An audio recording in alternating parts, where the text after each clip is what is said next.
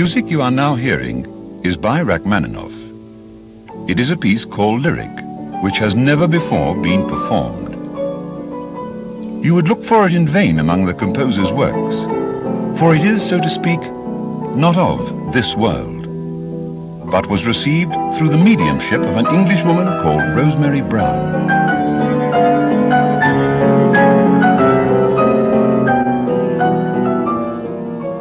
This ordinary British housewife insists categorically and in an utterly credible manner that she is in spiritual contact with Beethoven, Brahms, Liszt, Chopin, Schubert, Rachmaninoff and others. It was roughly 10 years ago that the world heard for the first time of this British woman who receives music from the beyond.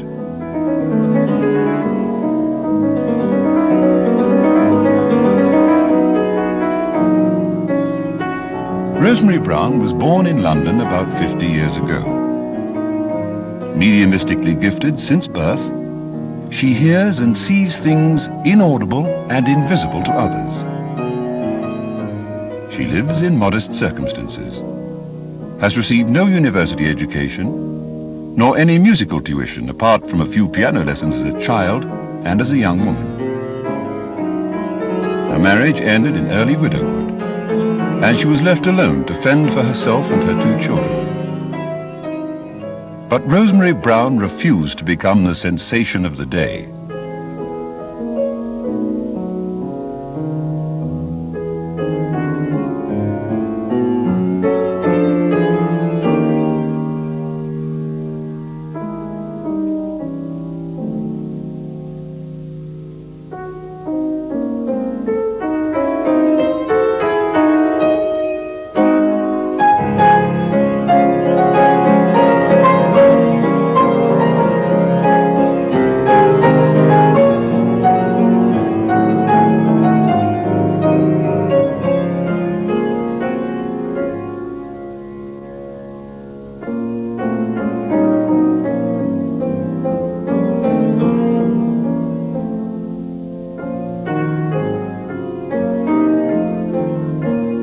Rosemary Brown lives in the upper story of a small house in a suburb of London. The outward appearance of her surroundings testifies to her modest standard of living. She has received hundreds of musical pieces, works bearing the characteristics of the most famous classical composers, which have elicited the surprise and interest of musical experts the world over. Most of it has remained unpublished. Rosemary Brown has brought the meaning of Shakespeare's words, "There are more things in heaven and earth, Horatio, than are dreamed of in our philosophy," a great deal nearer to our understanding.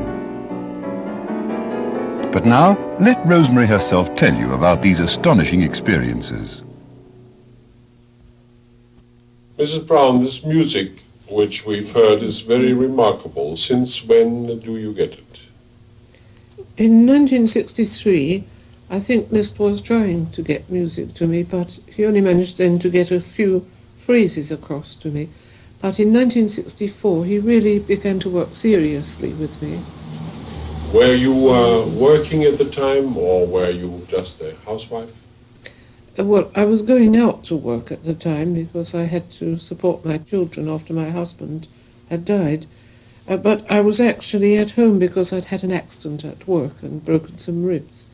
And the hospital had sent me home and said that I must rest, I mustn't do any heavy housework. And the time was passing very slowly because I couldn't do very much. And I decided to go to the old piano, which hadn't been touched for years.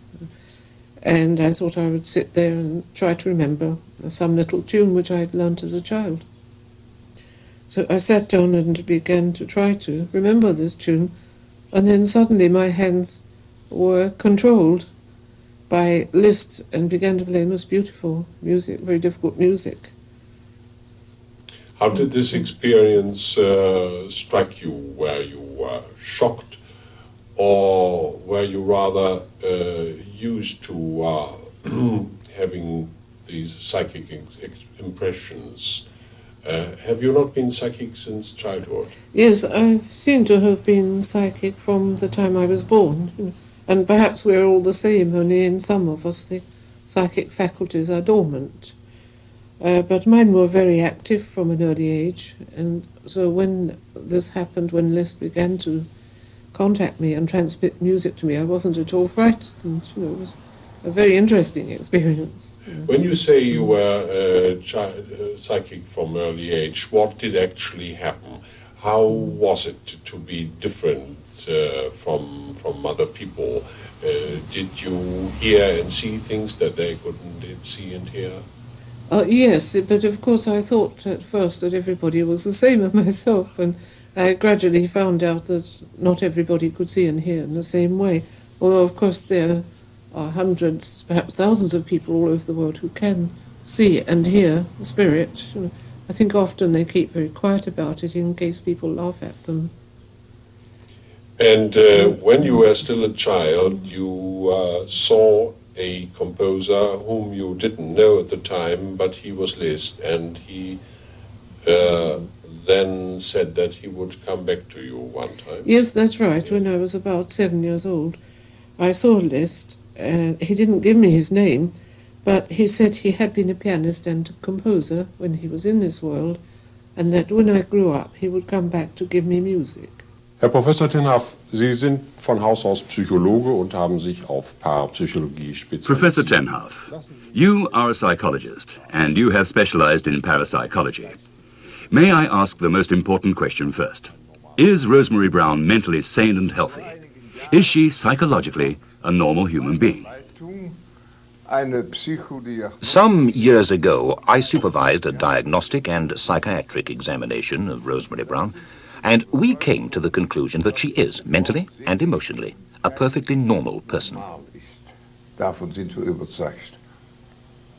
Wenn sie normal ist, besteht dann aber nicht trotzdem die Möglichkeit, dass sie If she's normal, surely the possibility that she may get these pieces of music from her own subconscious cannot be ruled out. What is your opinion on this point? Kein Sachverständiger auf dem Gebiet der Musik, habe aber mit Sachverständigen darüber gesprochen. Und wir kamen zu der Überzeugung, dass hier keine... That's a difficult question. I'm no musical expert, but I have spoken to experts. And we agreed that it is not a case of the subconscious reproducing melodies without the person in question knowing that she is reproducing. Musicologists are also convinced that there's no imitation, and that Mrs. Brown herself is no composer. Und sie sind auch der Überzeugung, dass sie kein Komponist ist, weil die Melodien... The melodies aren't her own. They do not mirror her personality, but give characteristics of quite different personalities. We must therefore find another hypothesis. Man muss also zu einer anderen Hypothese kommen.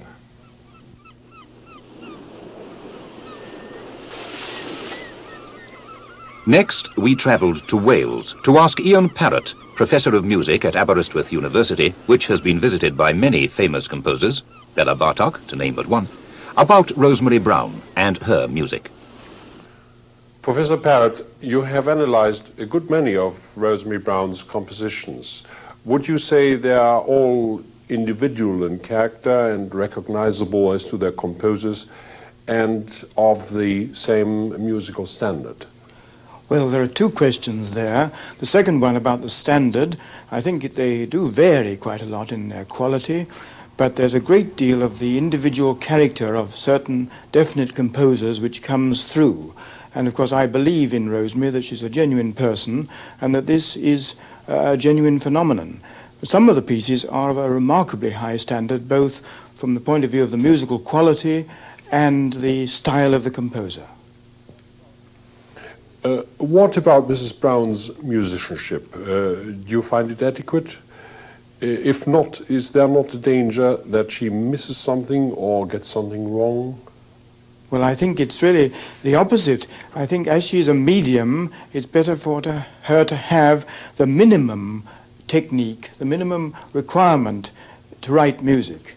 See, she's a most unusual person. Writing music is a very difficult thing, and she doesn't have great knowledge of music, but she just has that minimum knowledge of getting notes down. She doesn't really know quite what she's doing, and she's not a qualified musician at all. Because she is not, do you agree that it would be impossible for her to fake her music? Well, I certainly think she would be unable to fake music. She's not clever. You see, we know a lot of people, after-dinner entertainers and others, who are very good at playing Three Blind Mice in the style of Debussy or something like that. They're very clever people. Well, there's one thing about Rosemary, she isn't clever. But she produces the most extraordinary music. I mean, something by Stravinsky, for example, a year after his passing. Well, I would be surprised if any of the clever fakers could fake Stravinsky. It's a very difficult thing to do. But she steps in. She treads where fakers fear to tread. How about the other composers? How do they appear to you?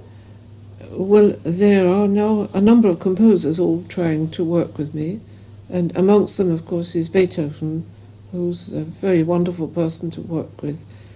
He's always very gentle when he works with me. He doesn't seem to be at all disagreeable, as he was supposed to be when he was here. And there's Brahms, who is always very peaceful, but with a great strength. You know. Schubert, who is the most delightful person. You know, I think everybody would love him because he is so modest and good-humoured. You know. The different personalities come across very clearly. Tell me, how do you actually do the composing? Do they lead your fingers at all times, or do they give you the tunes in your mind, or do they give you the notes? Well, they don't lead my fingers very often. Right at the very beginning, that was the way Liszt worked with me. You know, he guided my hands at the piano, and he would play the same phrase over and over again, slowly, and I learnt it from the pattern of notes on the piano, without even knowing what key it was in, you know. And then the music came through so much that I realized if I didn't begin to write it down on paper, I would forget some of it. And I began to try to write it out in my own way, which was rather crude. You know, I didn't have the knowledge of notation. And then, of course, it occurred to me that I could ask Liszt to help me to write it out, you know, get his advice on the right way of getting the notes down. And they found that this, on the whole, seems to be the best way of getting music to me, by dictating it to me, note by note, you know, by the names, the letter names of the notes. And they have to remember to tell me all the accidentals, you know, before a note, whether it has to have a sharp added or a flat added or something like that. With the years that I've been working with them now, I think it's become easier for them to get their work accurately across to me, because there are, of course, great difficulties in making sure that I've heard exactly what they want me to hear. It'd be very difficult for me to think they've said one note when they've actually said another, or for them to say the next note is a sharp, and for some reason it doesn't come across to me and it gets missed out altogether. You know. So we can never be quite sure that what I get from them is exactly what they're trying to get across to me. But I think they've done remarkably well. They've got a vast quantity of music across, and for the greater part is pretty accurate. I don't hear the music first. You know, there would be no advantage in that because I don't have a sense of pitch. You know, if they sang a tune to me, I would be fumbling about on the piano trying to find the right notes. I couldn't do it that way. Humphrey Searle, a world-renowned expert on Liszt, states the following on Grübelei. The piece Grübelei, dictated to her by Liszt in connection with a radio program about her. I found this very interesting and remarkable piece, and it was certainly the sort of piece that Liszt might have written towards the end of his life. Later I saw the volume of her published works, which contain pieces by Beethoven, Schubert, Chopin, and others, as well as Liszt, and all of these I found very interesting musically, and I'm sure that they could not have been written in the form of a pastiche, like a professional composer would do. Because I understand that Mrs. Brown has had very little training and has to take these pieces down note by note. So it is clear that they must come from somewhere outside. And I believe that she is doing an extremely good work in letting us have these pieces. If it came from my subconscious mind, I would be sure, I think, to have some idea. Before it was dictated to me, I would have some idea of what the music was going to be.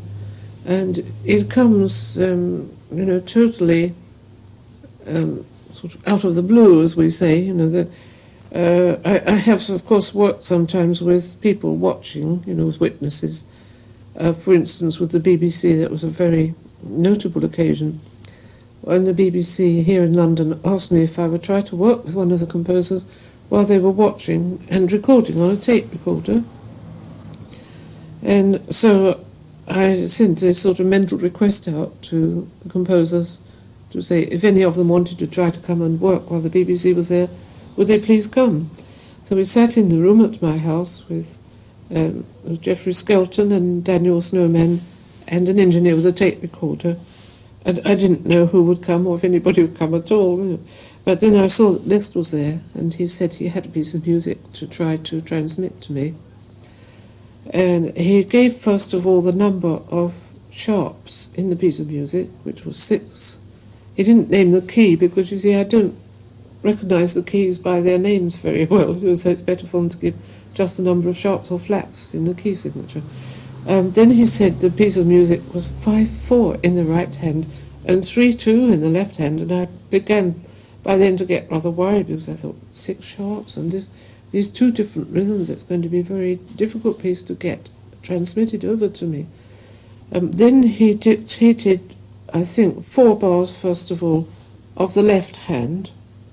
Then he began to dictate the right hand, and so he went on, section by section, until I had about a couple of dozen bars.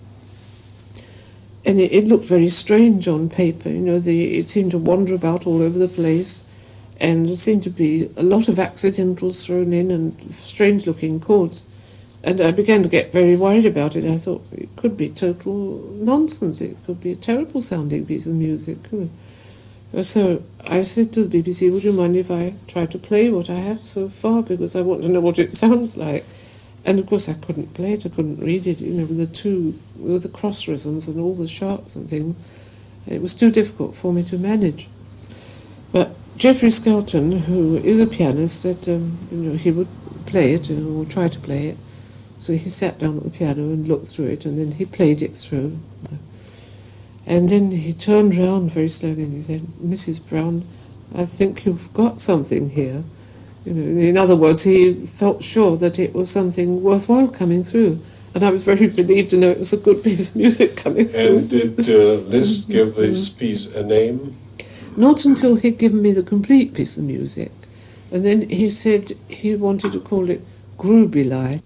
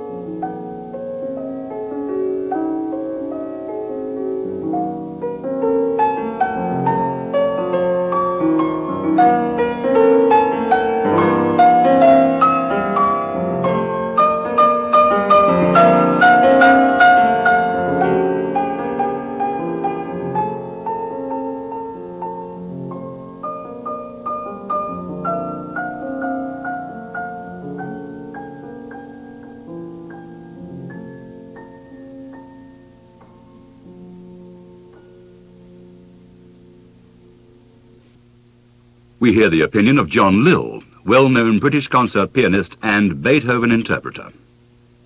May I ask you what you feel about the claim that these composers really do send music down to earth, as it were, from where they are now? Can you yourself imagine that Beethoven is able or even interested to do such a thing? Part of his mind is certainly interested, but the obvious facts remain that the mind, when it reaches spirit, does become larger and more all-engulfing. Consequently, the mind is more able to do more than one thing at once. So while part of his mind is based in spirit, certainly part of it is able to visit Earth, if only in order to see how things are going there and how his performances are going on, as it were. And certainly, with regard to people who are receptive, to try and communicate and make their lives better for the benefit of all people. I'm sure that this is the case. Why should one lose all interest in where one has come from? Would you say that you are receptive yourself as a musician? Yes, and I furthermore have received concrete evidence as to the existence of a continuity of life. In which way? In ways about which I shall publicize in a few years' time, but not now. Could you perhaps give us an idea of what your feelings and impressions are whilst you are giving a concert? Whilst giving a concert, one is totally involved with spiritual communication. If it were not for spiritual help and communication, I don't think there would be such a thing as great art.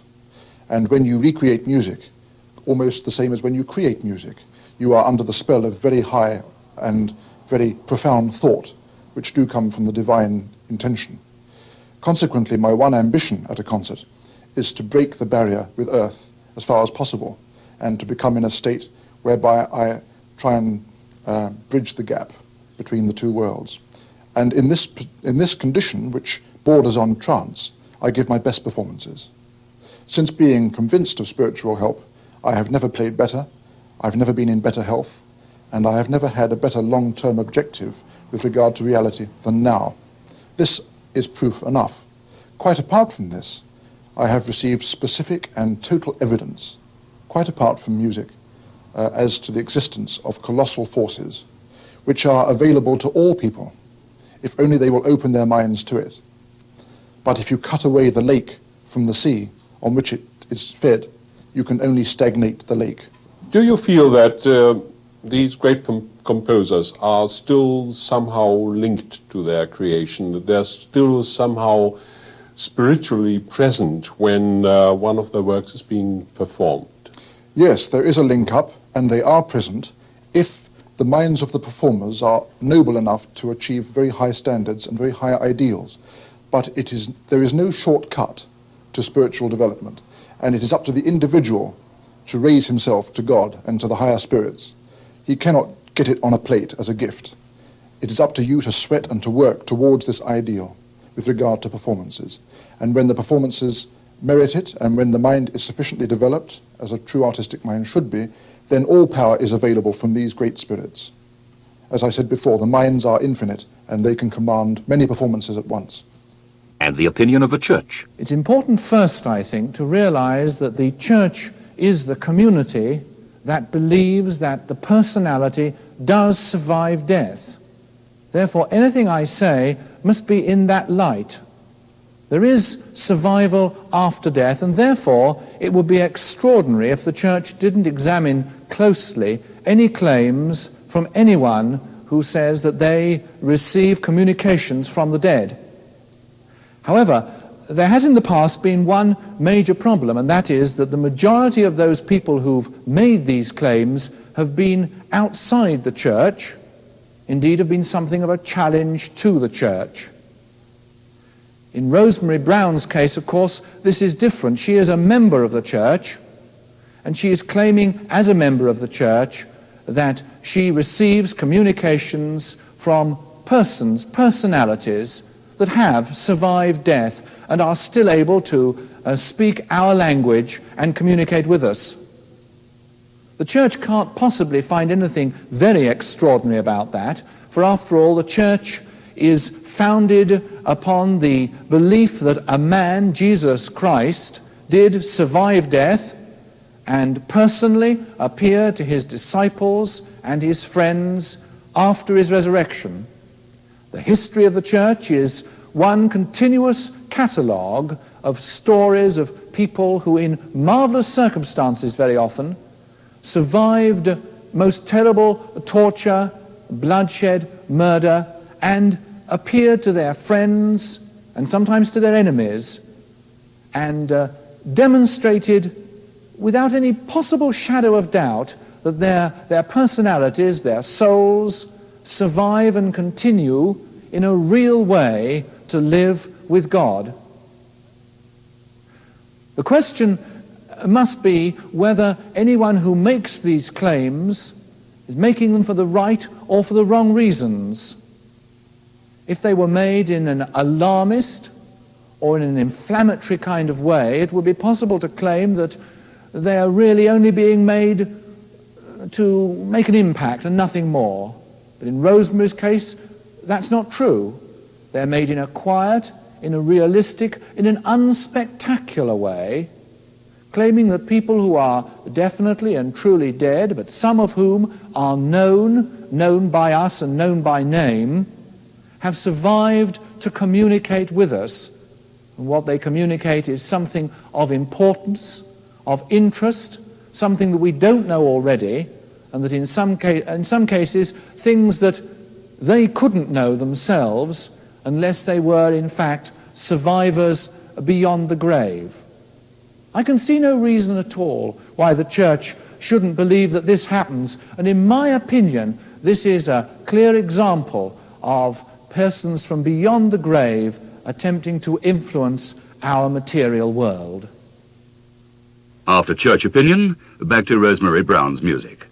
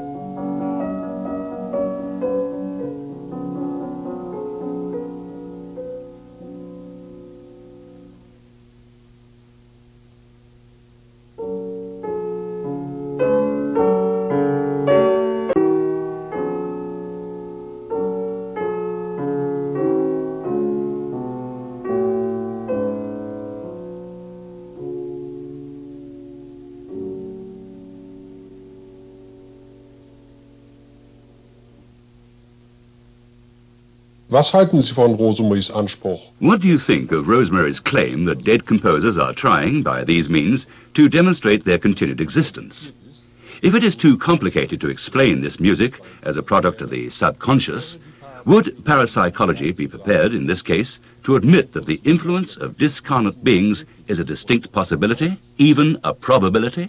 Wir haben in diesem Fall mit demjenigen zu tun, was Jung eine unbewusste Mehrleistung genannt hat. We are dealing here with something that Jung would have called a heightened performance of the unconscious. And the question is, could influences from another world play a part in this? Nicht verneinen, dass es jenseitige Einflüsse gibt.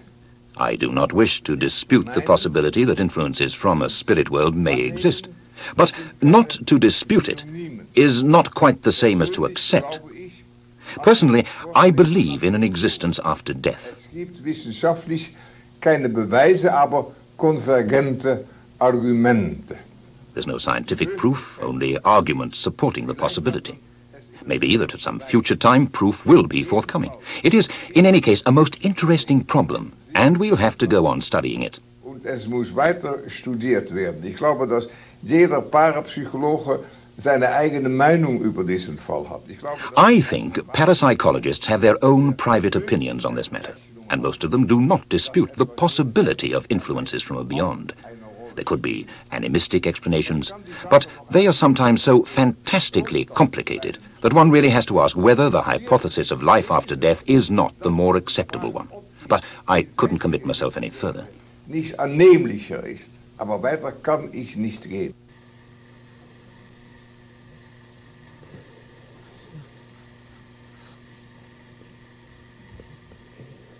We had invited Rosemary Brown to our flat to try to contact one of the composers whilst we were filming.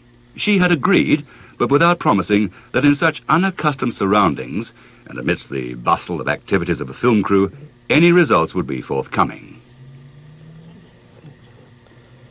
We had not yet finished setting up our equipment when Rosemary Brown suddenly rose from where she was sitting, walked over to the piano, and started writing down notes. After a while, she laid her pencil aside, turned to us, and declared that Beethoven had just told her to pause so that we could finish our preparations. We were all somewhat perplexed at this unexpected, helpful intervention. But Rosemary Brown seemed to think it quite natural that Beethoven should give directions from the beyond.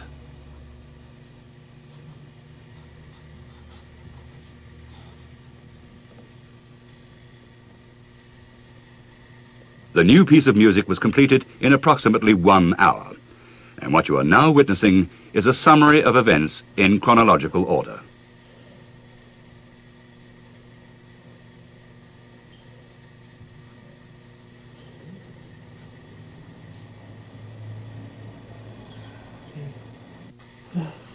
It's Beethoven telling me to try to hurry up. I can't go any faster.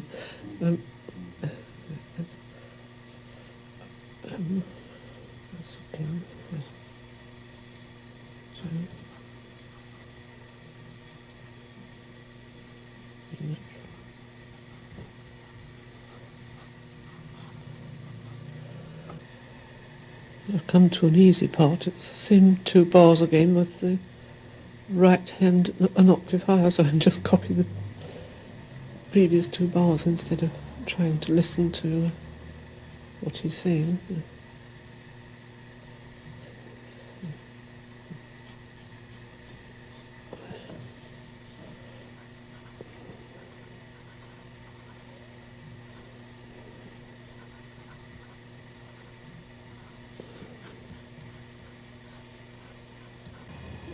Let's see. It's so easy to make a mistake. I thought he said E and he said C. No, it sounds so much like C. C natural. No. Oh. So I've got that right. Goes up an octave. 4, 6, 1, 2, 3, 4, believe it's right.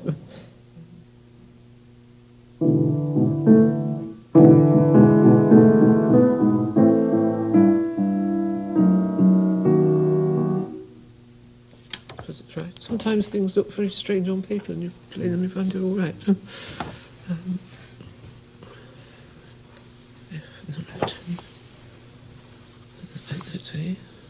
C,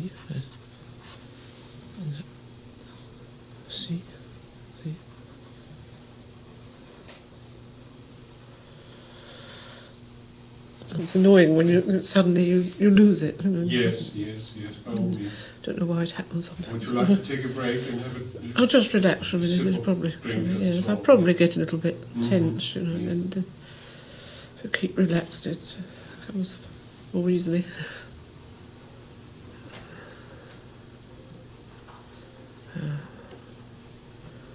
It's Beethoven's still here. I can still see him. But, we've got quite a lot of music here now. I think there are some bars missing. When I took a break and then came back again, it seems to me that something was left out. In fact, Beethoven has told me that when I get to the end of this part, there should be 32 bars, and there are only 28, so obviously there are 4 bars gone adrift somewhere. But what we have so far, I would like to play through. Of course, I'm not a concert pianist, and I may have to play a little slowly. I may hesitate a little as I read it through, but it would be nice to hear what it sounds like.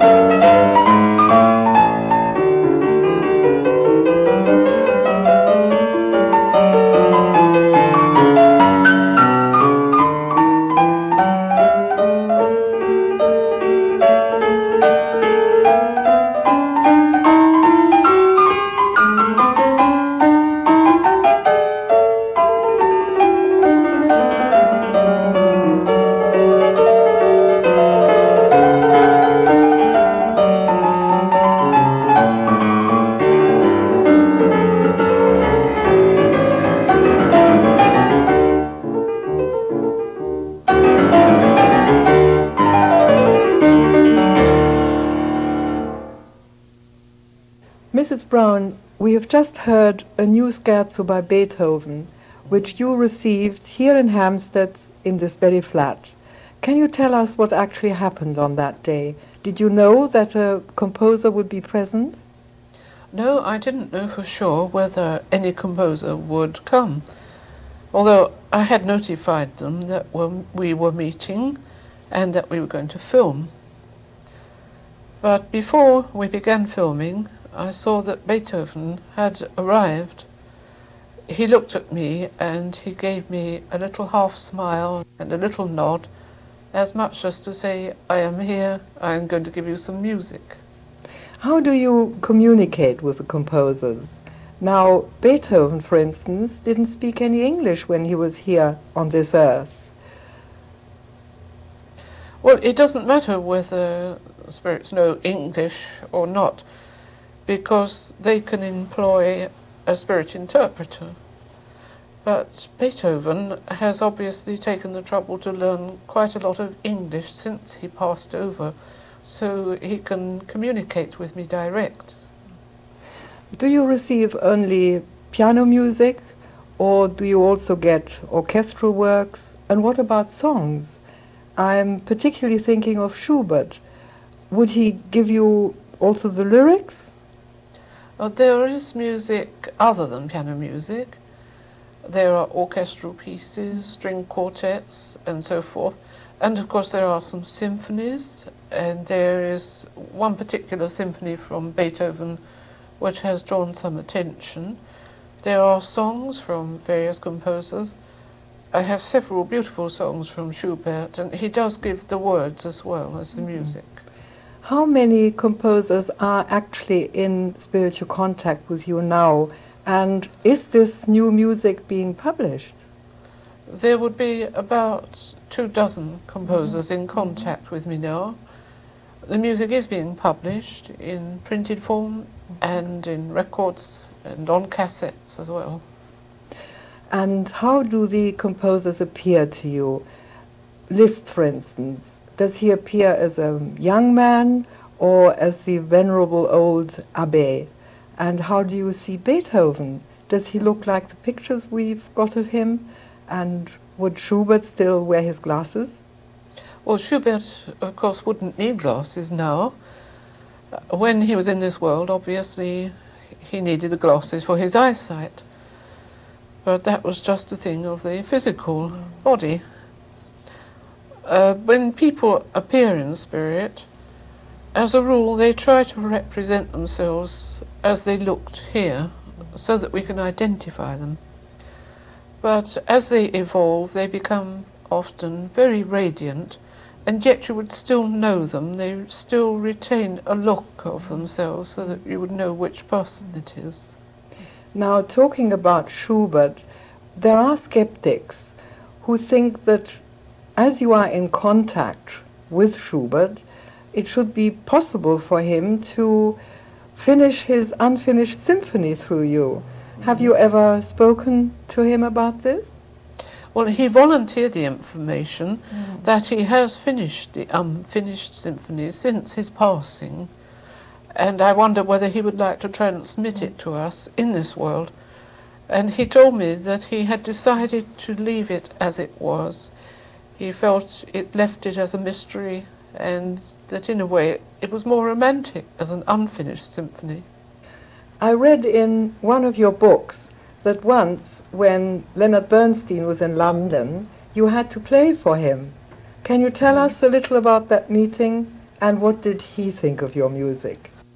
Well, that was a very exciting occasion. It was marvellous to meet Leonard Bernstein, and I found he was very friendly and sympathetic.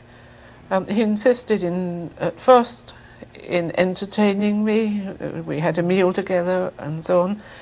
But all the time I could see he was very eager to get to the music. And I had taken with me a black briefcase full of music. And he looked at the case and said, "Tell me, what have you got in that mysterious black bag?" So I took out the music, and he had a piano in the room. He asked me whether I would play some of the music, which I did, although, of course, I'm not an expert pianist. And he became very excited, and then he sat down and played some of the music himself. There was a piece from Chopin, a long piece, which he loved very much. He kept playing that over and over again. And also there was one particular piece from Rachmaninoff which impressed him very much. And you could see that he felt this is a completely authentic breakthrough. It was very exciting for him and very exciting for me as well. Mrs. Brown, you are usually spoken of as a music medium. Do only composers contact you? No, the majority of spirits who communicate are not famous people, they're just ordinary people. But apart from the composers, other famous people from other walks of life have communicated with me. I've had communications from Einstein, from Jung, from Bertrand Russell. There seem to be people joining in this project from all walks of life. I think they're all working together to try to get the truth to us and to help us to understand more about this life and the next one and the purpose of life. And I hear that for some time now you have also been doing psychic paintings. Who are the painters that inspire you? I have been told by art experts that they are quite sure they can detect the influence of certain artists who have passed over. One of them is Van Gogh. In fact, this picture, which I painted under inspiration, has been identified as a Van Gogh. Yes, that's very beautiful.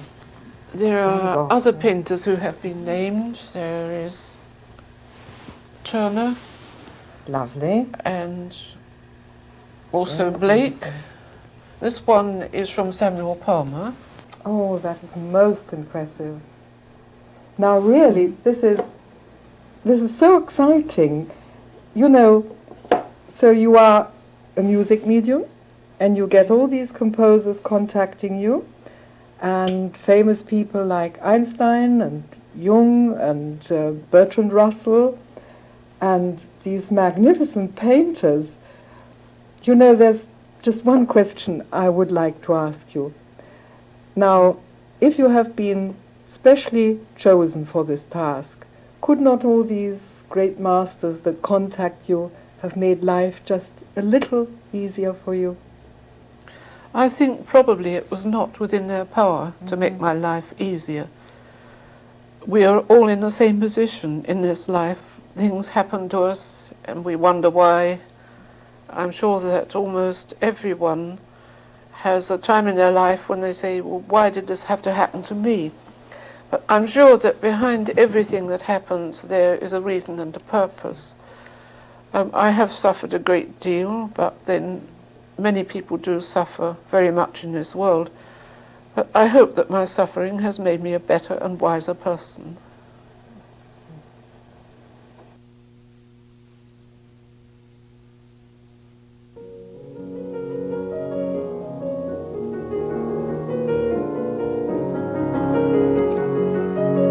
Sir Donald Tovey, who died in 1940 and now is one of Rosemary Brown's inspirers, dictated the following message to her in 1970. A group of musicians who've left your world is trying, by means of communicating music and talks, to impress on mankind the fact that physical death is but a transition from one state of consciousness to another. Personality remains intact. By this method, we want to help man attain a better understanding of his true nature. The realization that life on earth is but one phase of man's eternal life should lead to clearer political vision of the world's leaders and to more sensible attitudes generally. We make contact and transmit our music not only to give pleasure to people, but because we want this phenomenon to arouse interest, so that open-minded people may be encouraged to probe the uncharted realms of the human soul and spirit. Man will then be able to rise to greater heights.